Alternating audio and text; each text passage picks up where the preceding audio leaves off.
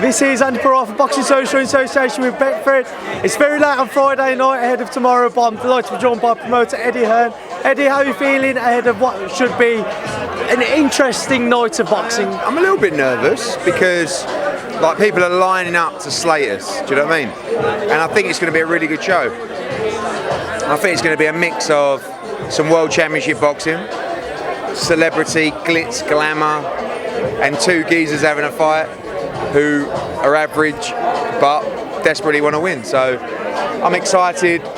At this stage, it's kind of like the tracking, the numbers, like I explained to you yesterday. That's what everyone's looking at. Sky Sports did a stream of the weigh-in. It was their biggest ever stream that they've ever done, like of all sports, not of boxing, ever. So everyone's smashing numbers, records, you're doing it. Hopefully we do it tomorrow night. Hopefully we have a good main event and a good undercard, and hopefully everyone coming enjoys it. I know you've taken a fair share of stick for agreeing to promote this fight, but when you do consider the numbers, has it kind of just opened up your eyes even more to maybe expanding into this type of a market, or? Do you know what I said to you the other night? Like, if you start sort of making decisions based on criticism of certain individuals, then maybe you'll make bad decisions. This is something that I'm really I was intrigued about, and I want to see where it leads to. And basically, where I mean leads to, everything will be determined at about midnight tomorrow night when we leave the arena and we get the response of people. That response comes from, yes, the numbers, but also what everybody thinks of it. Do you know what I mean? It could do unbelievable numbers, but it could be terrible. So I may leave there tomorrow night and go, I'm never doing this again. Or I may leave there and go, fuck me, this is unbelievable. So I've got an open mind, as you have to have in business and in life. We'll see where it takes us. One thing I did see yesterday, you had a little meeting with Jake Paul after the press conference. I know he's had some talks with Anderson Gibb previously about maybe having their own YouTuber meeting. Was there anything along the lines discussed there? Yeah, we're looking at it. I mean, like I said, there's going to be a huge amount of subscribers join DAZN tomorrow night. How do you keep them? How do you keep them interested in boxing? The answer is probably drop in maybe a fight on an undercard with Jake Paul and Anderson Gibb. Who knows? But again, to be honest with you, tomorrow will tell us everything we need to know. If the numbers are huge and people enjoy it and it puts a smile on people's face, why not? I'll go on then. I mean, one thing I do want to pick up on, just touching on yesterday, a lot of people commenting on the interview that myself and you did, saying that you seem to maybe be distancing yourself from this fight with regards to your response on the back of KSI's comments about wanting to end Logan Paul. Interview did 100k, which did quite well. But I can't distance myself from the fight because I'm promoting it. But I don't have to agree with what people say, and I don't have to be proud of what people say. So, and in that respect, they said things that I felt disrespected boxing.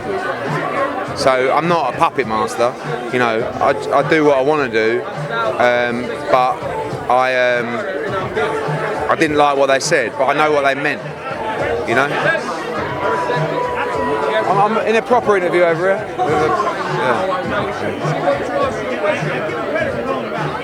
Eddie Hearn just digging out IFL TV there.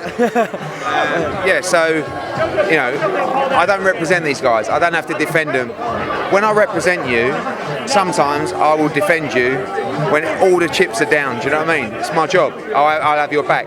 I don't represent these guys. Doesn't mean I don't back them, because I like them and I appreciate what they've done. But if they say the wrong thing, I'll tell you and I'll tell them. And they know, because KSI apologised for it. I know what he meant, but it was just a bad choice of words.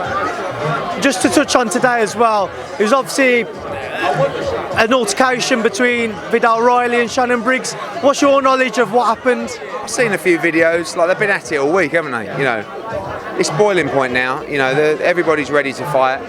Let's just get in a ring, let the entertainment begin, let the drama unfold, let everybody get out safely and shake hands after and move on. I mean, what exactly can we expect from two novices tomorrow night? I mean, but some people are going on like it's not happened before. You know, we've seen it before and it was good. It was entertaining. Like I said, it weren't world-class boxing, but it was decent. And I think you'll see both guys are better this time than they were last time. You have to be, right? But with the, I don't know if you know, there's 10-ounce gloves between you. Yeah, and no head guards as well. That will make a big difference in the fight. So, and I think that's why I don't think it will go the distance. Also, just wanted to touch on Billy Joe Saunders. I said to Adam Smith yesterday at a press conference, nobody can doubt the quality that he has and the talent as a fighter.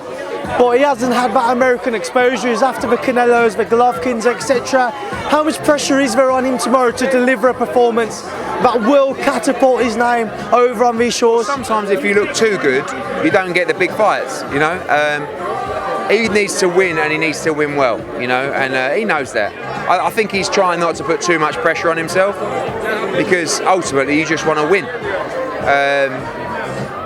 So I think if he can win by knockout, amazing. Get the win and try and move forward for that Canelo fight in 2020. You've obviously been very vocal about Devin Haney as well, and the likes have seen it, how much you'd like to see him in with Vasyl Lomachenko at some point in the near future. Given Vasyl's plans to try and unify moving back down, do you see it as a realistic possibility that he will face Devin Haney? He can't be undisputed unless he does. So let's get the win tomorrow night. Devin Haney's going to be around for a long time. He's an exceptional talent. So I'm excited to see him tomorrow. He's got a real fight tomorrow. You know, people think that it's just a easy fight, knockover job, but it's not. It's going to be a tough fight. This kid's here to win, and I'm looking forward to seeing him in action. And obviously, we missed you earlier at the press conference announcing Julio Cesar Chavez Jr. and Danny Jacobs. Just talk to me about that fight. Well, we was planning on getting you after him and you blew us off, Eddie. You're too big time for us. Oh, no, you did come to the press conference. Okay, well, I'll take it back. Yeah, it was good. Listen, I like Julio. I've got a bit of a soft spot for him because he's been through some shit. He's had some ups and downs. He's vulnerable. He can fight. He's a big name. It's a good fight for Danny Jacobs. A big fight for Phoenix. Roll on December 20. Danny Jacobs' first fight, obviously up at super middleweight. What was the thinking and the decision behind Julio Cesar Chavez Jr.? Big name, good fight at 168. Big Mexican subscriber base on the zone. Chavez is like loved, hated, but you got to watch him. So looking forward to December 20. I know you named a few fights on that undercard and he's planning on it. Could you just repeat those words because I can't remember who you said? Julio Cesar Martinez against Christopher Rosales, Maurice Hooker, maybe Dillian Whyte, probably Luke Campbell, lots more to come. And the final question I just wanted to touch on before I do let you enjoy your night, Ed. Scott Quigg pulling out of a John O'Carroll bout with an injury. What happened there with his shoulder? He's had an elbow injury, same elbow that he injured before. He's been out for over a year now.